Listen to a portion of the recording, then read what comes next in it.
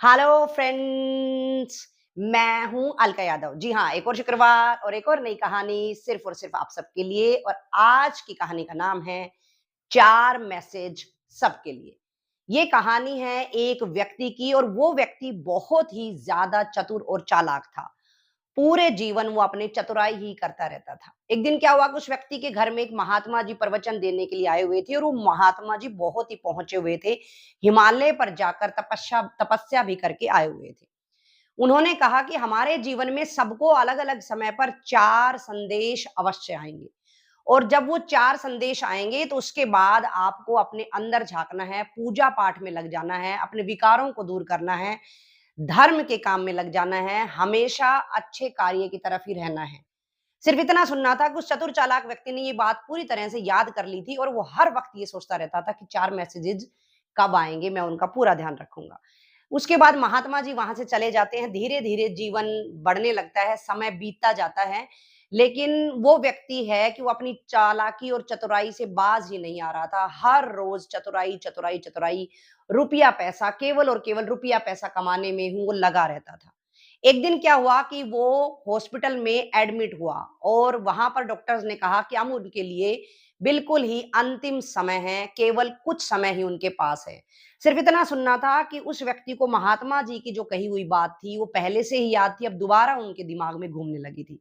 उस व्यक्ति ने तुरंत ही अपने बच्चों को बुलाया और उनको कहा कि वहां एक महात्मा जी रहते हैं, और उन महात्मा जी को यहाँ मेरे पास बुलाकर लेकर आओ।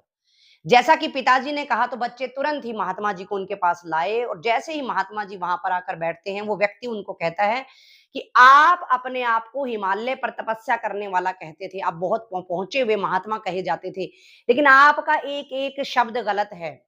आप बिल्कुल भी सही बात नहीं बता पाए थे।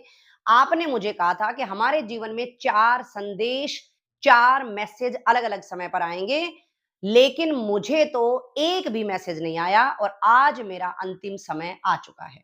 तो आप बिल्कुल भी गलत बातें ना फैलाया करें। सिर्फ इतना सुनना था कि जो महात्मा थे वो जोर जोर से हंसने लगे, और उन्होंने कहा कि यहाँ पर तुम ही गलत हो। तुम्हें अलग अलग समय पर चारों मैसेजेस, चारों संदेश आए थे, तुमने उन पर ध्यान ही नहीं दिया। उसके बाद उस व्यक्ति ने पूछा कि बताइए जरा, मुझे कब संदेश आए थे?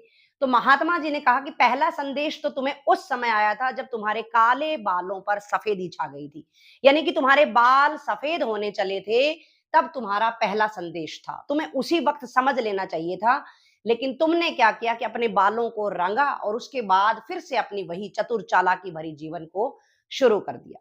उसके बाद महात्मा जी ने बताया कि तुम्हें दूसरा संदेश उस वक्त आया जब तुम्हारे जो आंखों की रोशनी थी वो कम होने लगी थी, तुम्हें आसपास का कम दिखने लगा था, तुम्हें दुनिया का कम दिखने लगा था। उस समय तुम्हें अंतर्मुखी हो जाना चाहिए था, अपने भीतर झांक कर देखना चाहिए था, भीतर के विकारों को ठीक करना चाहिए था। तुमने उसको भी अनदेखा किया। उसके बाद महात्मा जी ने बताया कि तुम्हें तीसरा संदेश उस समय मिला जब तुम्हारे दांत धीरे धीरे हिलने लगे। तुम्हें उसी समय अपना सरल और सात्विक भोजन करना शुरू कर देना चाहिए था, लेकिन तुमने क्या किया कि अपने सारे दांत टूट चुके थे, उसके बाद नकली दांत लगवा लिए, और अपने उसी स्वादु खान पान में तुम, उसी तले भुने खान पान में तुम लगे रहे, बिल्कुल भी सात्विक भोजन की तरफ तुम गए ही नहीं। उसके बाद महात्मा जी ने कहा कि तुम्हें चौथा संदेश उस समय आया जब तुम्हें धीरे धीरे बीमारियां जकड़ने लगी। तुमने उस समय भी नहीं समझा, और अलग अलग तरह की दवाइयां ले लेकर तुम अपने आप को बीमारियों से बचाते रहे, और आज चारों संदेश आने का वक्त समाप्त हो चुका है, और तुम इस घड़ी यहाँ हॉस्पिटल में हो, और डॉक्टर्स ने, जैसा कि तुमने मुझे बताया, कि जवाब दे दिया है कि तुम्हारा अंतिम समय आ चुका है। तो बिल्कुल सही बात है। तुम अपनी चतुराई, चालाकी और रुपया पैसा कमाने की होड़ में इतना लगे रहे कि चारों संदेश तुम्हें जो समय समय पर मिले, तुम उनको पहचान ही नहीं पाए। सिर्फ इतना कहना था कि उस व्यक्ति को सब कुछ समझ आ चुका था।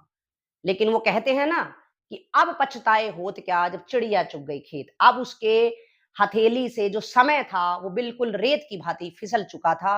अब वो कुछ नहीं कर सकता था। तो वहां पर महात्मा जी उसको अंतिम समय में फिर से यही कहते हैं कि जब भी हमें ये चारों मैसेजेस, संदेश ईश्वर देते हैं, तो उसके बाद हमें अंतर्मुखी हो जाना चाहिए, अपने अंदर जो विकार हैं उनको निकाल देना चाहिए, सद्कर्म करने चाहिए, पूजा पाठ करना चाहिए और ईश्वर की भक्ति में खुद को लीन कर लेना चाहिए।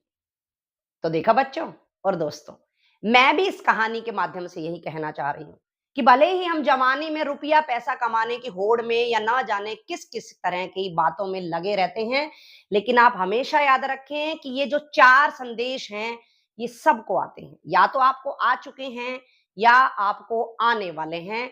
तो कम से कम उस समय में जो आपके पास बिल्कुल सीमित समय है, उस समय में अंतर्मुखी बनिए, अपने आंतरिक विचारों को ठीक करिए, विकारों को समाप्त कीजिए, अपने अंदर झांकिए। दुनिया में झांकने की बजाय स्वयं को जांचें। तो इस तरह से आपका जो अंतिम समय है, बहुत ही सुखमय हो जाएगा। ये जो युग है कलयुग, इसको कलयुग इसलिए भी कहा जाता है कि आज के समय में कोई भी व्यक्ति अच्छा कार्य करना नहीं चाहता है। हाँ, अच्छा बनकर सब दिखाना चाहते हैं। तो आज का केवल और केवल एक संदेश कि अच्छा बनकर मत दिखाइएगा, अच्छा काम करते चलें। आपका जीवन यूं ही सुखी रहे। फिर मिलेंगे दोस्तों। नमस्कार।